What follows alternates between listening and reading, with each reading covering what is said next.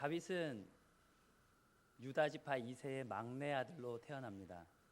그 말은 태어날 때부터 왕족은 아니었다는 것입니다. 당시에는 그 베냐민 지파 기스의 아들인 사울이 이스라엘을 다스리고 있었습니다. 다윗은 그냥 이세라고 하는 한 가정의 경건한 아들로 살아가고 있었어요.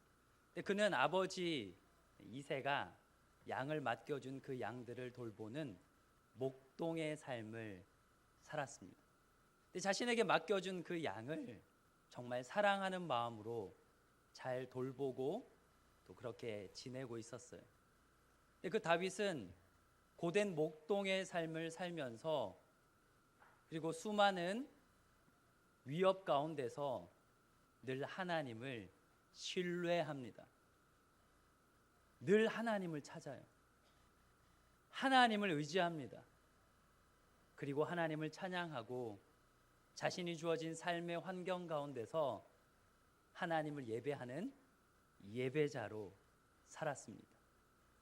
어느 날 블레셋 군대가 이스라엘을 쳐들어왔습니다.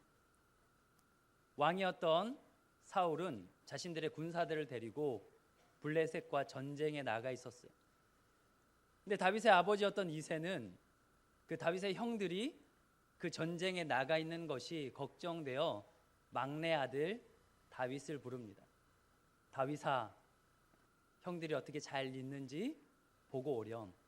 내 아버지 하고 순종하는 마음으로 그 전장에 갑니다. 근데 다윗이 전장에 가보니까 태어나서 한 번도 본 적이 없는 거대한 사람이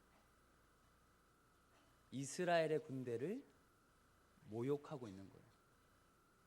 40일을 낮과 밤에 나와서 하나님의 군대인 이스라엘을 모욕하고 하나님의 이름을 모욕하고 있었습니다. 근데 다윗은 하나님을 사랑하는 사람이었거든요. 그 골리앗의 말에 다윗은 견딜 수가 없어서 살아계신 하나님의 이름으로 그 골리앗 앞에 나아갑니다. 여러분, 그런데 너무 놀랍지 않습니까? 다윗은 군인이 아니었어요. 전쟁 무기를 사용해 본 적도 없고 누군가와 싸워 본 적이 없는 순하디 순한 그저 양을 지키는 어린 목동에 불과했던 다윗이 그 거대한 블레셋의 장수 골리앗 앞에 나아갑니다. 이유는 하나예요. 하나님의 이름이, 거룩히 여김받아야 될 하나님의 이름이 모욕을 당하고 있었기 때문입니다. 내가 사랑하는 그 하나님의 이름이 모욕을 당하고 있는 것을 다윗은 견딜 수가 없었어요. 근데 여러분, 이 본문에는 한 가지 역설이 존재합니다. 그러면 다윗이 나가기 전에 이스라엘에는 왕도 있었고 군사 지휘관들도 있었고 수많은 전쟁에서 공을 세운 장수들도 있었는데 왜 누구도 나가지 못했죠? 골리앗이 너무 컸기 때문이에요. 골리앗의 그 크기에 사람들은 다 기가 죽어버렸습니다. 성경에 보면 골리앗이 얼마나 컸는지가 자세히 기록되어 있어요. 그만큼 골리앗은 크고 거대한 장수였습니다. 사울 왕도 장수들도 그리고 이스라엘의 군인 중 누구도 골리앗이 너무 커서 그 앞에 나아가지 못했어요. 그런데 다윗에게는 골리앗의 크기가 조금도 중요하지 않았습니다. 왜냐하면 내가 믿고 섬기고 사랑하시는 하나님이 가장 크고 가장 위대하시기 때문이에요. 여러분, 사실은 우리도 그럴 수 있어요.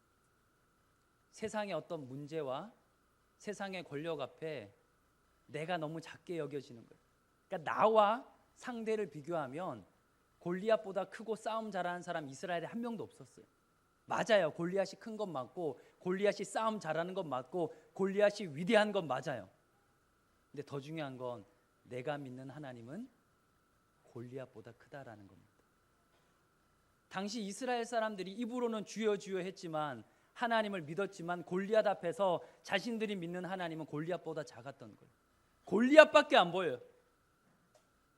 그런데 다윗은 크고 높고 위대하신 하나님을 보며 골리앗을 향해 나아간 겁니다. 여러분, 다윗이 골리앗 앞에 나아갈 때에 어떤 무기를 가지고 나아갔죠? 긴 창을 가지고 나갔나요? 엄청나게 날카로운 칼을 가지고 나갔나요?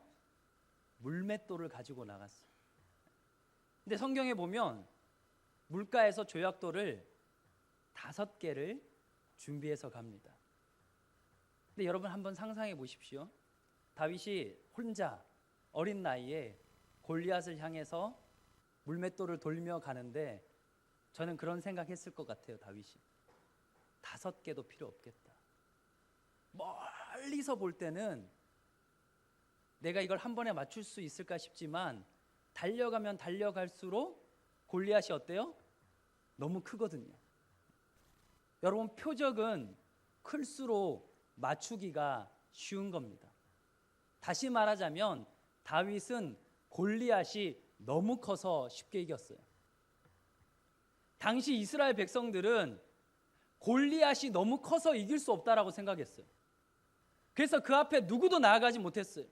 내가 믿고 사랑하는 하나님을 모욕함에도 불구하고 골리앗이 너무 커서 못 나갔는데 다윗은 골리앗이 너무 커서 쉽게 이겼어요. 여러분, 믿음의 눈으로 보면 장애물은 디딤돌이 됩니다. 커서 못할 것 같은데, 커서 못 이길 것 같은데, 많아서, 수적으로 많아서, 많이 가져서, 위대해서, 거대해서 나는 이만하니까 못할 것 같은데 하나님을 믿고 신뢰하며 하나님만 바라보고 하나님을 사랑하는 자에겐 그 거대함 오히려 쉽게 넘어갈 수 있는 디딤돌이 되는 거예요. 그래서 다윗은 하나님의 그 거룩한 이름을 이스라엘에게 드러냅니다. 목동에 불과했던 다윗이 이스라엘의 국가적인 영웅이 돼요. 그래서 그 전쟁에서 이기고 돌아올 때 예루살렘의 여인들이 찬양합니다. 사울이 죽인 자는 천천히요, 다윗이 죽인 자는 만만이라. 사실 다윗이 죽은 게 아니죠. 하나님이 다윗을 통해 역사하신 거죠. 그 이후로 다윗은 계속 잘 승승장구합니다. 나가는 전쟁마다 이겨요. 그러니까 그냥 어느 시골에서 양을 치던 목동에 불과했던 다윗이 하나님의 손에 붙들려 이스라엘의 국가적인 영웅이 되고 군사 지휘관이 되고 심지어 왕의 사위까지 됩니다. 그런데 문제는 이제 사울 왕이에요. 하나님보다 자신의 권력을 지키고 싶어 했던 이 사울 왕은 이미 믿음에서 떠났어요. 하나님께 묻지 않습니다. 하나님을 찾지 않아요. 그냥 다윗이 그렇게 하나님의 손에 붙들려 살아가는 게 마음에 들지 않습니다. 그래서 다윗을 죽이려고 합니다. 자신의 친위 부대 3,000명을 이끌고 다윗 한 명 잡겠다고 전국을 다 다녀요. 그러니까 여러분, 다윗은 한순간에 모든 것을 잃어버리고 광야로 가게 됩니다. 이스라엘 사람들의 존경과 영예를 받았어요. 나가는 전쟁에마다 승리하며 개선장군으로 들어왔고 그는 왕의 사위로서 명예와 권세를 다 누렸어요. 그랬던 그가 광야의 삶을 살아가기 시작한 겁니다. 인간적으로 보면 조금 억울할 수 있습니다. 아이고, 예수 잘 믿고 신앙생활 잘해서 복 받는 것 같더니만, 잘 되는 것 같더니만 하루아침에 다 날렸네, 망했네, 다 잃어버렸네. 여러분, 결코 그렇지 않습니다. 광야로 쫓기게 된 건 사울에 의해서 쫓겨난 거지만 실제로는 하나님이 다윗을 광야로 부르신 거예요. 우리 인생에도 광야가 찾아옵니다. 사람들은 내가 돈을 잘못 투자해서 아니면 일이 잘 안 돼서 어쩌다 보니 이렇게 됐다? 결코 그렇지 않아요. 하나님의 역사에 우연은 없습니다. 하나님이 다윗을 광야로 부르셨어요. 그 광야에서 다윗은 하나님을 뜨겁게 만납니다. 하나님과 깊은 교제 속에서 세상의 부귀영화가 줄 수 없는 천국의 기쁨을 누리며 주님을 찬양합니다. 주님을 예배합니다. 참된 성도로 거기서 거듭납니다. 때가 되어 하나님이 다윗을 왕으로 부르셨어요. 다윗이 왕이 되기 위해서 안달복달한 적 한 번도 없어요. 하나님이 그를 이스라엘의 왕으로 세우셨어요. 나라가 참 안정이 됐어요. 여러분, 다윗이 왕이 되고 나서 예루살렘을 빼앗고 그게 다윗성을 세우고 나서 국가적으로 행했던 행사가 한 가지 있습니다. 혹시 기억나시나요? 사울 왕 때에 방치했던 언약궤를 다윗성으로 가져온 거예요. 근데 여러분, 저도 실제로 언약궤를 본 적이 없습니다. 왜냐하면 언약궤는 지금 있지 않기 때문에. 근데 아무리 많은 사람이 필요하다고 해도 언약궤는 레위인이 어깨에 메게 되어 있는데, 제가 생각할 때 4사람이면 충분해요. 그냥 4사람이 너무 힘들면 8사람이면 충분히 언약궤를 메고 올 수 있습니다. 그런데 다윗이 그 언약궤를 예루살렘 다윗성으로 옮겨올 때 몇 명의 사람을 데리고 그 일을 하냐면, 여러분, 3만 명을 데려옵니다. 여러분, 이 강대상 하나 옮기는데 사람이 몇 명이 필요할까요? 3만 명 조금 너무 우리의 상식으로 맞지 않는 거예요.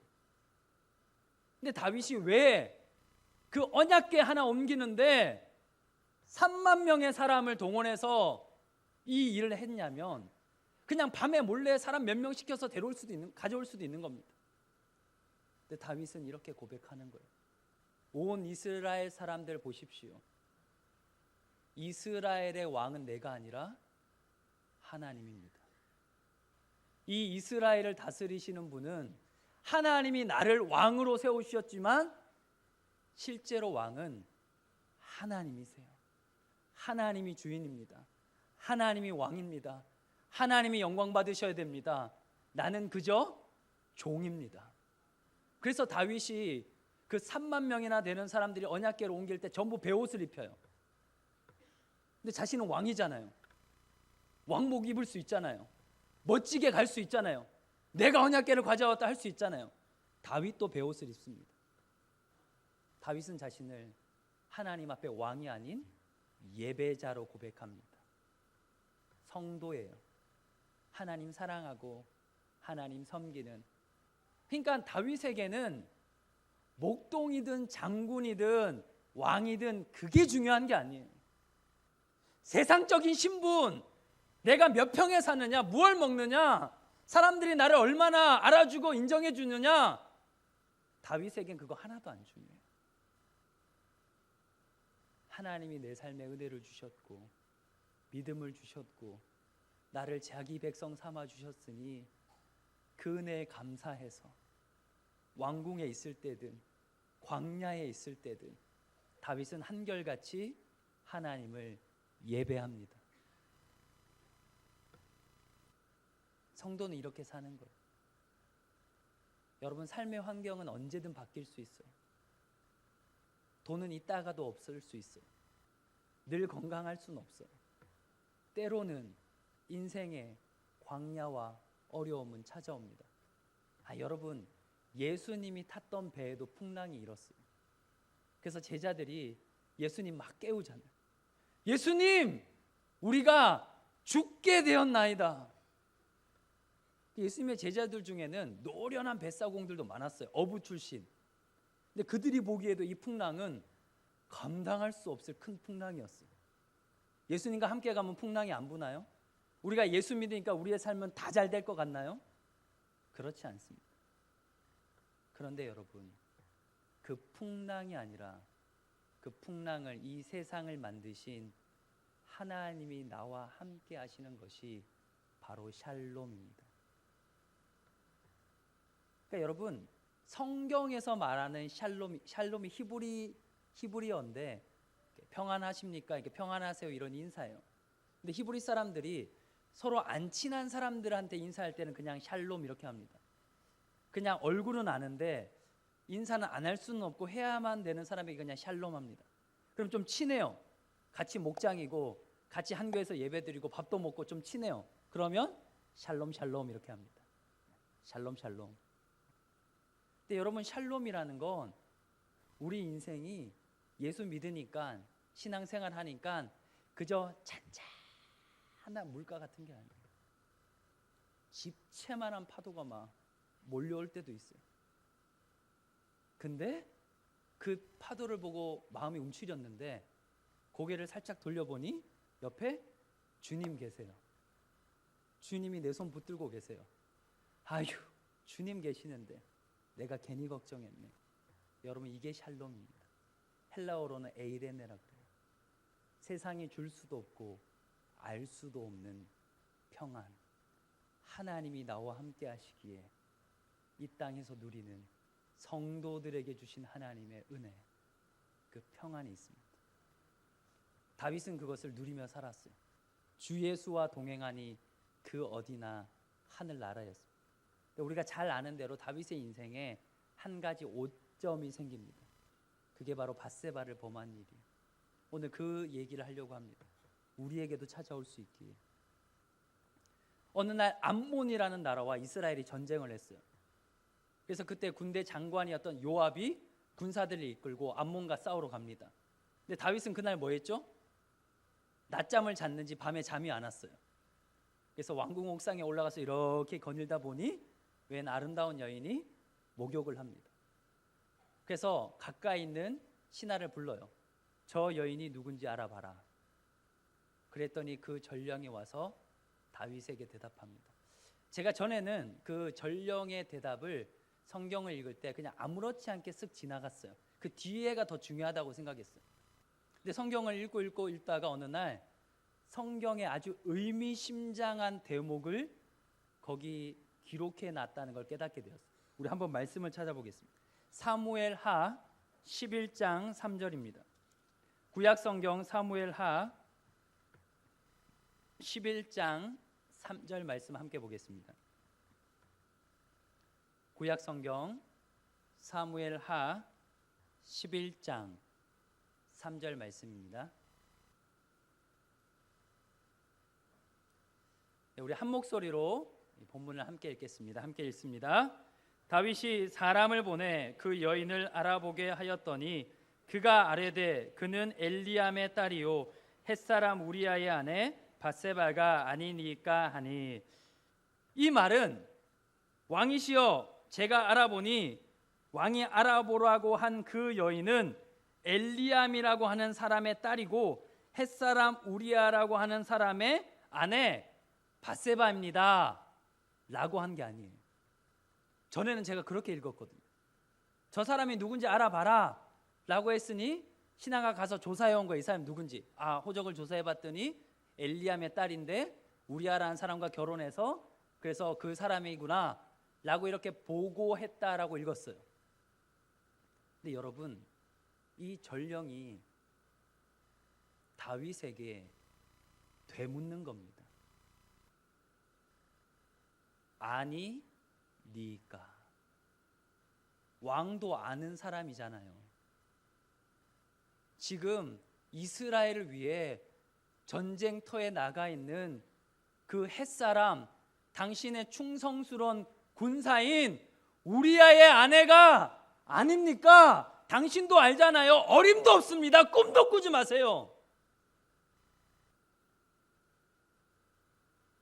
당신의 충성스러운 부하의 아내 손댈 생각도 마세요. 당신이 잘 아는 사람입니다. 생각도 하지 마세요. 신하가 왕에게 그렇게 얘기한 거예요. 사실은 하나님이 막으신 거죠.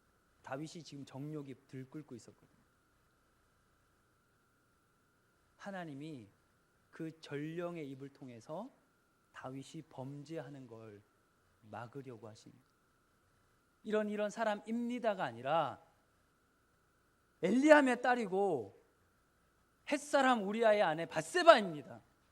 절대 안 됩니다. 손대면 안 됩니다. 꿈도 꾸지 마세요. 전령이 목숨 걸고 얘기한 거예요. 그런데 다윗은 더 이상 광야에서 예배하던 예배자의 모습이 아닙니다. 그 얘기를 듣고도 의도적으로 밧세바를 불러서 동침합니다. 그리고 그 뒷이야기는 더 심각하죠. 밧세바가 임신한 사실을 알고 우리아를 들여보냅니다. 자신의 뜻대로 안 되자 우리아를 최전방에 둬서 적군의 손에 죽게 합니다. 어느 날 밧세바는 남편이 죽었다는 소식을 듣습니다. 너무 슬퍼서 남편이 죽은 그 슬픔에 몇 날 며칠을 고통하며 장례를 치릅니다. 근데 다윗이 그 밧세바를 왕궁에 데려옵니다. 그리고 밧세바는 아들을 낳습니다. 이 모든 이야기가 끝나고 성경에 한 줄 이렇게 요약되어 있습니다. 이 모든 일이 여호와 보시기에 악했다. 이 모든 일이 여호와 보시기에 악했다. 하나님 보시기에 다윗이 악한 일을 한 거예요. 그리고 다윗은 숨길 수 있을 거라 생각했을지 모르지만 그 일로 인해서 많은 사람들을 아프게 합니다. 그 대표적인 사람이 바로 아히도벨이에요. 여러분, 다윗의 모사라고 하면, 책사라고 하면 다윗 왕 가장 옆에서 모든 국가의 어떤 운영이나 아니면 정치나 외교나 군사적인 일이 있을 때 옆에서 왕을 보좌하고 조언해 주는 일을 하는 책사, 모사 이런 사람들이 있어요. 근데 그 다윗 왕에게는 아히도벨이라고 하는 아주 충직한 책사가 있었습니다. 근데 그 아히도벨이 당시에 어느 정도로 사람들에게 인정받던 사람이냐면 사무엘하 16장 23절을 보면 이렇게 기록되어 있어요.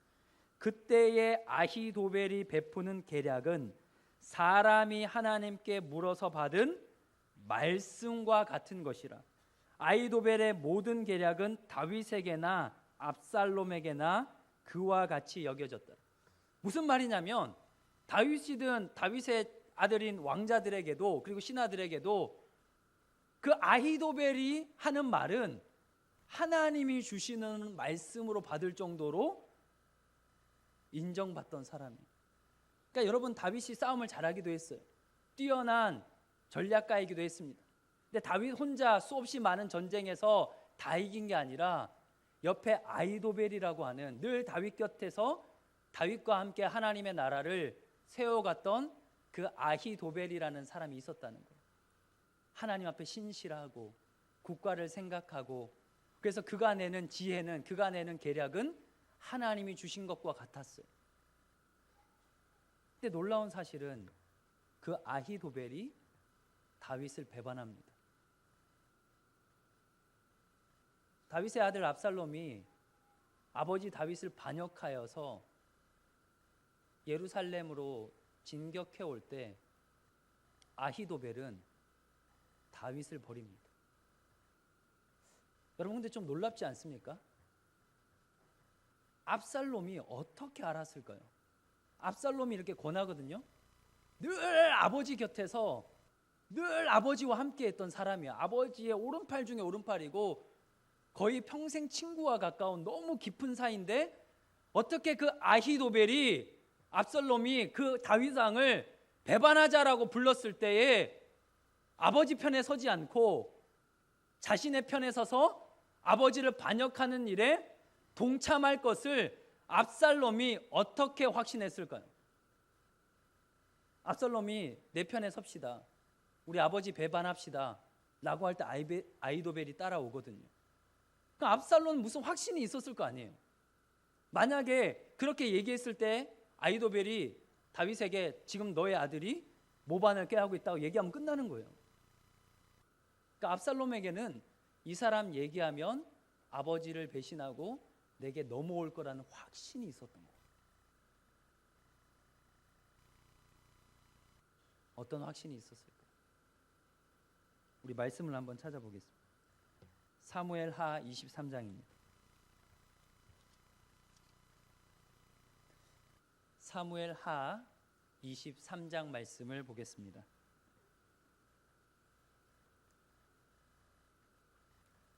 사무엘하 23장은 두 가지 내용으로 되어 있습니다.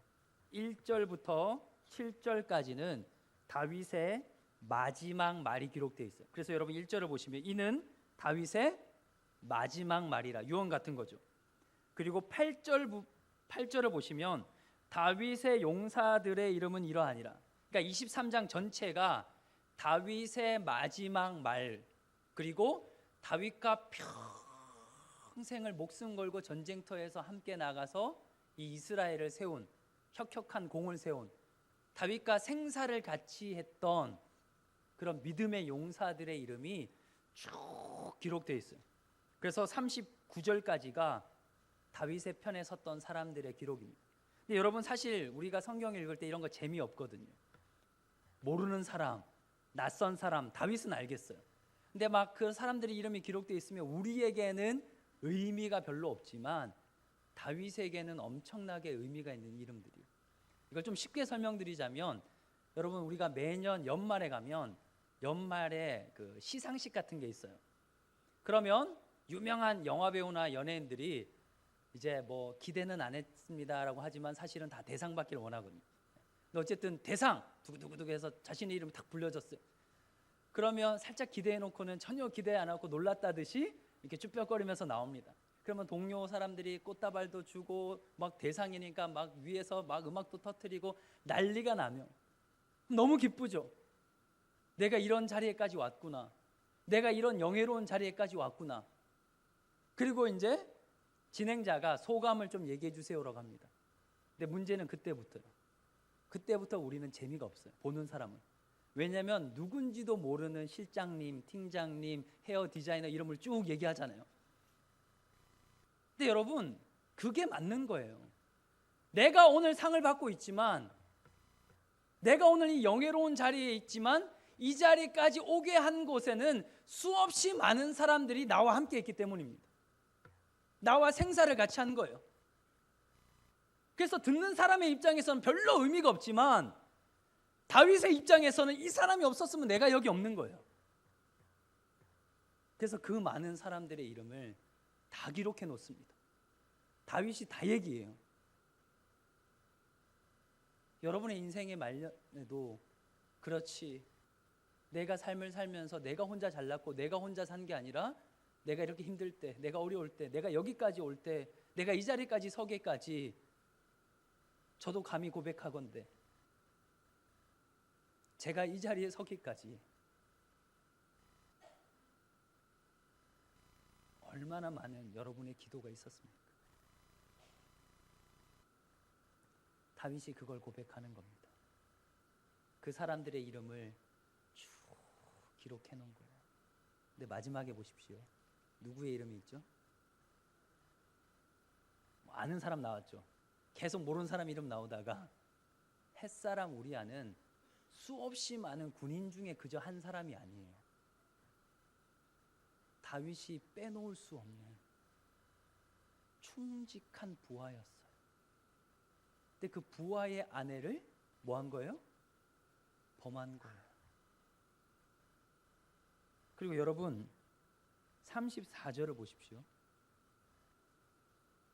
여기 이제 여러분 모르는 사람이 나오는데 34절에 보면 마가 사람의 손자 아하스베의 아들 엘리벨렉과, 저도 누군지 모릅니다. 근데 뒤에 사람은 알겠어요. 길로 사람 아히도벨의 아들 엘리암. 아히도벨은 아까 말했듯이 다윗의 모사였어요. 책사였어요. 근데 그의 아들인 엘리암이 다윗의 용사 중에 한 사람이었어요.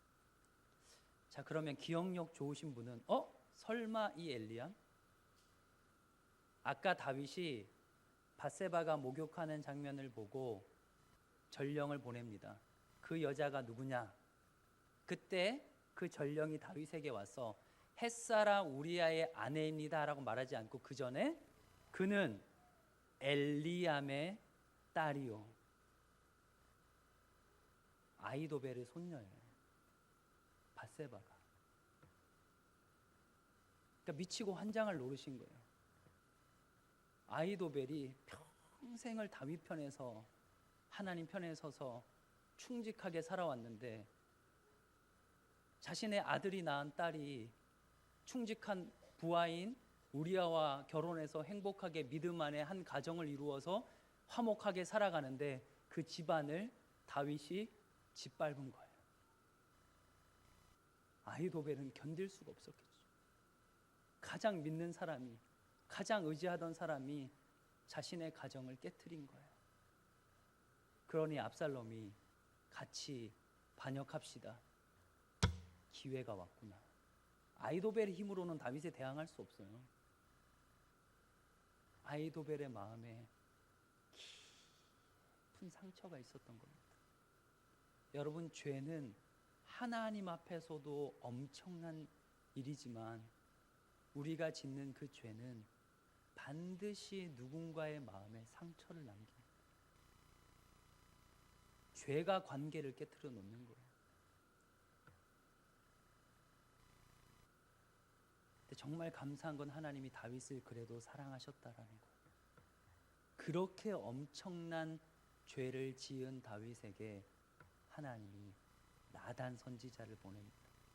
근데 나단이 정말 지혜로워요. 하나님이 지혜를 주셨겠지만 그냥 다윗에게 가서 회개하십시오 이러면 그때 다윗이 제정신이 아니기 때문에 회개 안 했을 거예요. 지혜롭게 얘기를 하죠.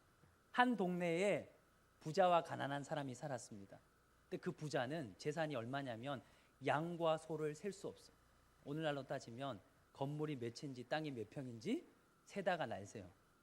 너무 잘 살아. 근데 그 옆에 사는 사람은 너무 가난해서 양 한 마리밖에 없어요. 근데 그 부잣집에 손님이 옵니다. 그럼 어떻게 해야 되죠? 셀 수도 없이 많은 자기 양과 소를 잡으면 되는데 굳이 그 한 마리밖에 없는 옆 사람 가서 그 양을 뺏어다가 손님 대접해요. 다윗이 그 얘기를 듣고 너무 화가 나서 뭐라고 말하냐면 반드시 죽어야 한다 그렇게 말해요.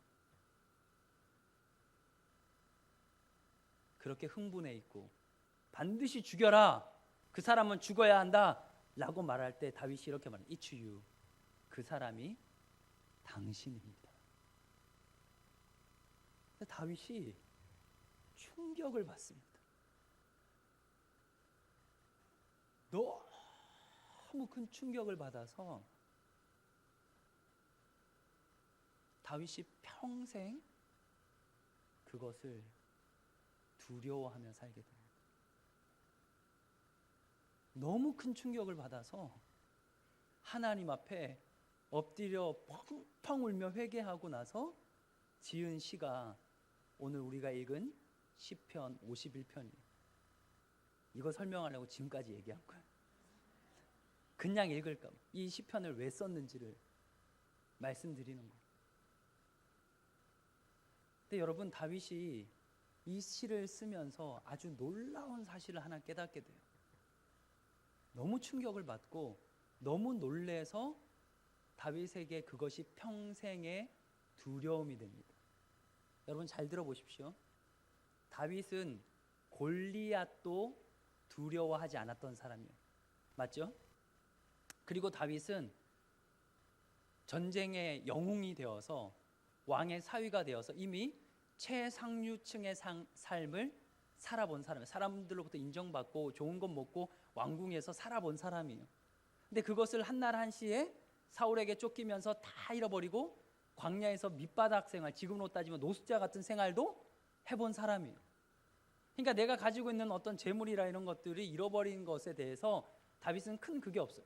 그러니까 나단 선지자가 와서 죄를 지적했을 때 다윗이 두려워했던 것은 내가 지금까지 쌓아온 경력이나 이력이나 혁혁한 공로나 왕의 자리를 빼앗겨서 너가 이런 죄 지었으니까 넌 다시 목동으로 돌아가라, 하나님이 그렇게 말씀하실까 다윗이 두려워한 게 아니에요.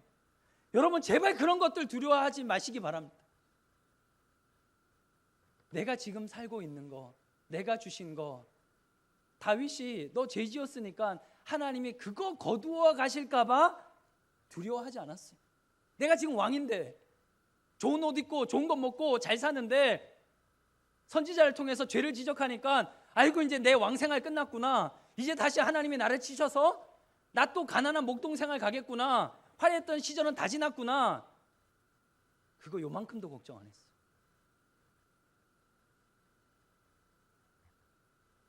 골리앗도 두려워하지 않았고 자신의 삶이 비천에 치여질까 봐 두려워하지 않았던 다윗이 딱 한 가지를 두려워하게 됩니다. 그리고 그걸 평생 마음의 두려움으로 가지고 삽니다. 저는 저와 여러분에게도 이 두려움이 있기를 소망합니다.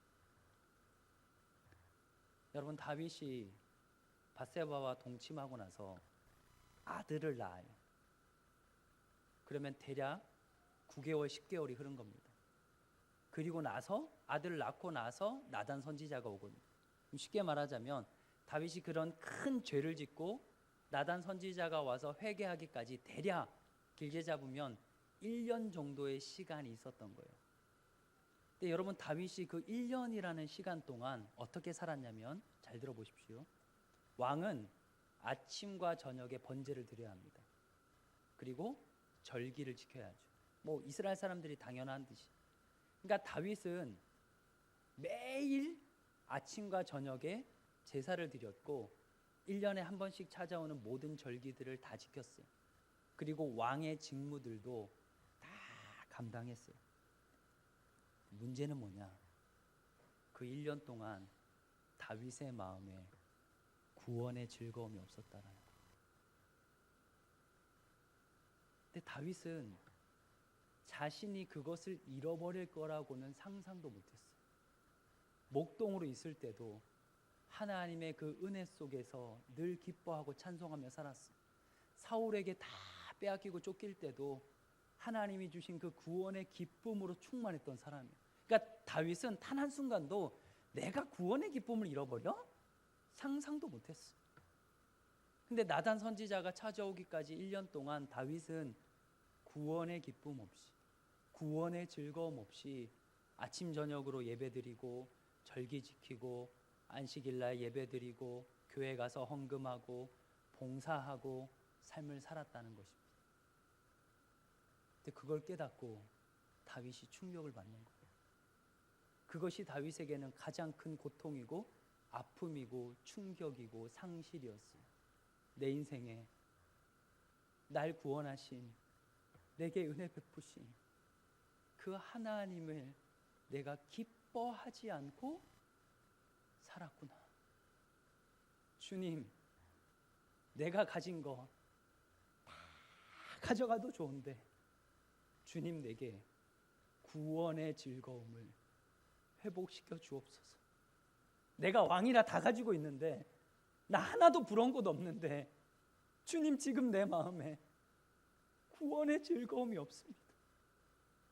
하나님, 내가 처음 예수 만났을 때 주님이 날 구원하셨다는 그 사실 하나로 견딜 수 없어서 주님 생각만 해도 기쁘고 감사하고 눈물 없이 찬양 드릴 수 없었다. 주님, 나 그거 회복시켜 주세요. 주님, 내 평생에 이 구원의 즐거움을 잃어버리지 않고 살게 해주세요. 그날 이후로 다윗은 죽을 때까지 이것이 다윗의 두려움이 됩니다. 혹여나 내가 주님 은혜 잊어버릴까? 구원의 기쁨 없이 교회에 오고 헌금하고 예배드리고 봉사하고. 그러니까 여러분, 다윗이 안 한 게 아니에요. 다 했어요. 아침 저녁 번제 꼬박꼬박 다 드렸고 절기 다 지켰고 왕의 직무 다 했어요.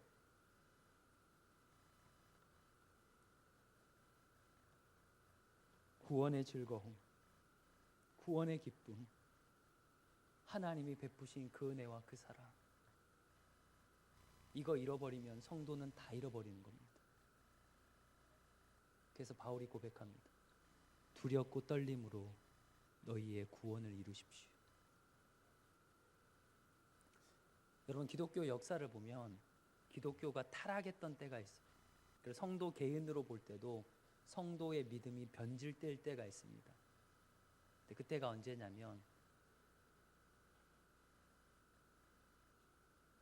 내가 예수를 믿고 예수님께 받은 그 십자가의 은혜와 사랑이 너무 커서 내가 예전에 사랑하고 가치 있게 여기고 소중하다고 생각했던 것을 예수님을 만나고 보니 다 가치가 없는 거예요.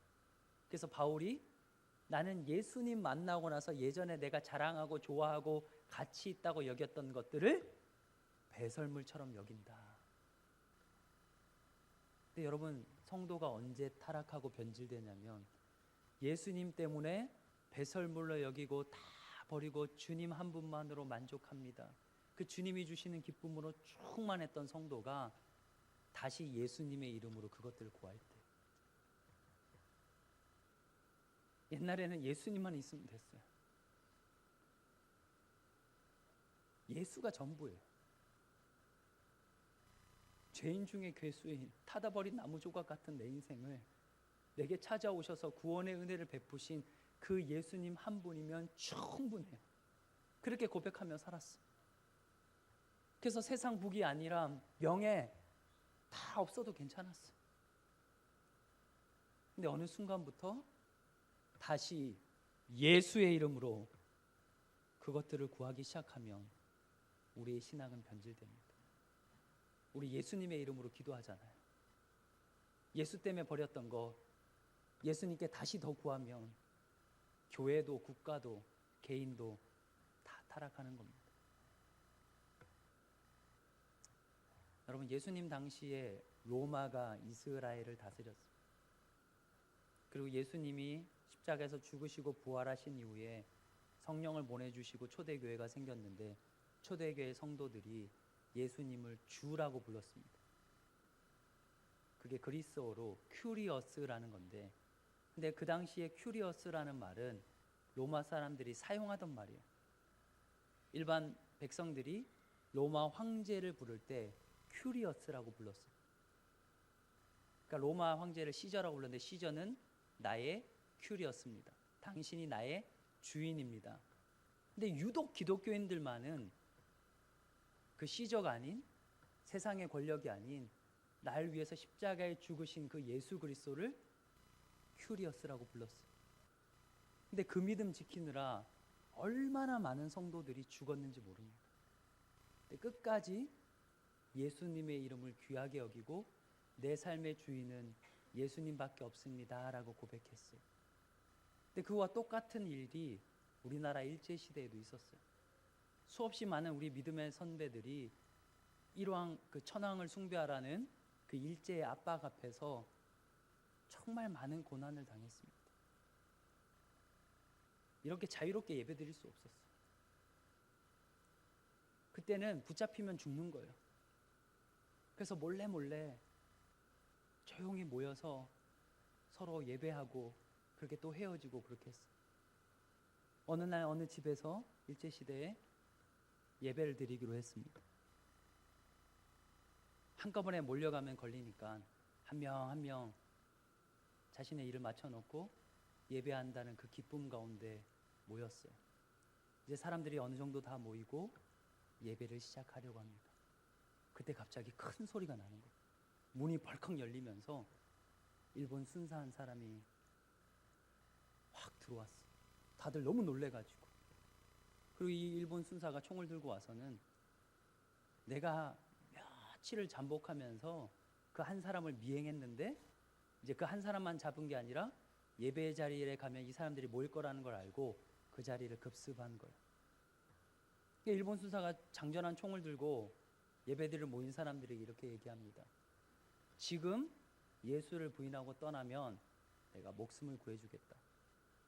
오늘 즉결 처형하지 않겠다. 사람들이 눈치를 보기 시작해요.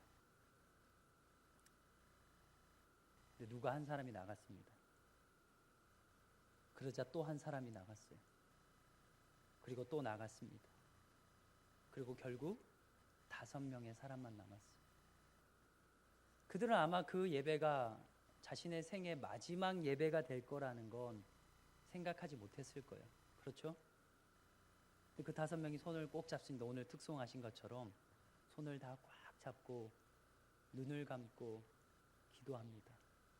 내가 먼저 총에 맞아 죽을지 옆에 사람이 맞아 죽을지 알지 못하는 상황 속에서 하나님 내게 믿음 주셔 감사합니다. 마지막 순간에 주를 부인하지 않게 해주셔서 감사합니다. 오늘 이 예배가 마지막 예배가 될지 몰랐는데 그래도 주님 예배하다가 순교하게 해주시니 감사합니다. 이렇게 5명이 서로 손을 꽉 잡고 내가 먼저 총 맞을지 옆에 사람 총 맞을지 모르는 거예요.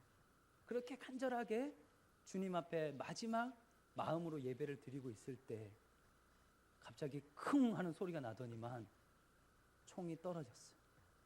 그리고 일본 순사가 이렇게 말했습니다. 이제 예배합시다.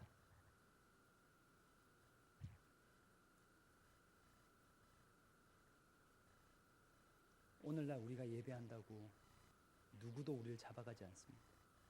누구도 우리를 핍박하지 않습니다. 그런데 하나님은 우리가 마음을 다하고 뜻을 다하고 힘을 다하고 목숨을 다하여 주 나의 하나님을 사랑하기를 원하세요. 하나님이 베푸신 그 구원의 즐거움 속에서 내 생의 마지막 예배인 것처럼 내 목숨을 다해 내가 사랑하는 주님을 예배하기를 원하십니다.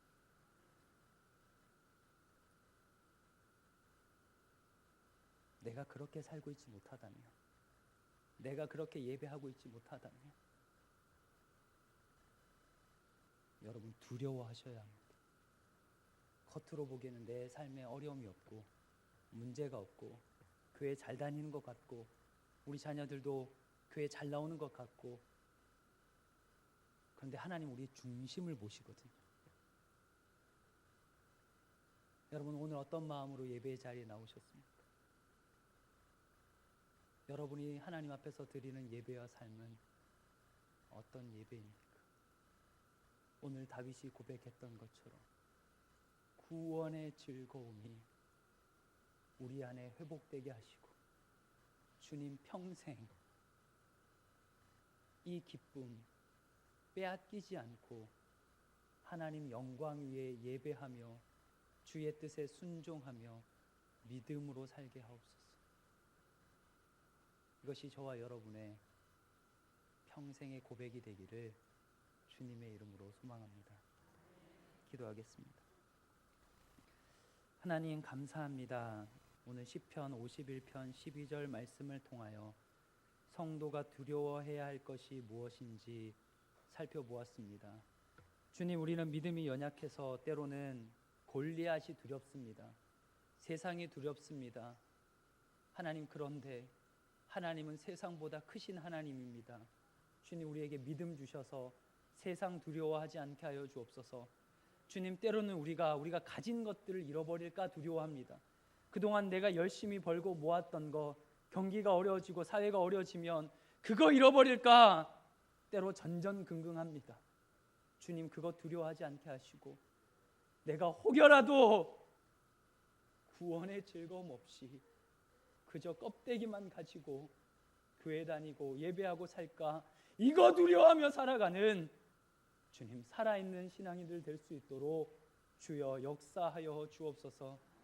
그리하여 우리의 평생이, 우리가 드리는 모든 예배가 마음을 다하고 뜻을 다하고 힘을 다하고 내 목숨을 다하여 하나님을 사랑하고 예배하는 참된 예배자가 되게 하여 주옵소서. 거룩하신 예수 그리스도의 이름으로 기도드립니다. 아멘.